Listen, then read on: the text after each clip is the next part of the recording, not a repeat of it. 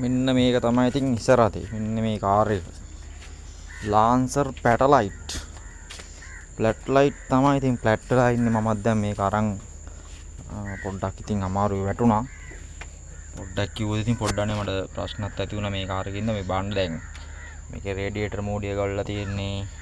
එයා ක්ලීනර් එක නෑ. එතකොට කාබ්ලේටරේ නෑ. එතකොට මෙන්න මේ කොයිල් පැක් එක මිස් කරනවා. කොයිල් පැක් එකෙන් කරන්ට් එක හරියට එන්නේ මිස් කරනවා. මේකේ මෙකැනිකල් පම්ප් එකක් තියෙන්නේ. සෝරි සමාවෙන්න. ඉලෙක්ට්‍රික් පම්ප් එකක් තියෙන. අපි ඉලෙක්ට්‍රික් පම්ප් එක අයින් කරන්න හිතන් ඉන්නේ. යා පොඩ්ඩක් මනුස්සෙක් කරලා ගන්න හිතනවා. කාර් එක පෙනුවෙන් නම් ඉතින් හොඳට තියෙනවා. මං එලෝවිල් 4කුත් මට යා එලෝවිල් 4කුත් මම දාලා තියෙන්නේ. සීට්ස් ටිකත් ඔක්කොම ගල්ලා දුන්නා කුෂන් කරන්න. සීට්ස් ටික ඒක ලබන සතියේ වෙද්දී එනවා.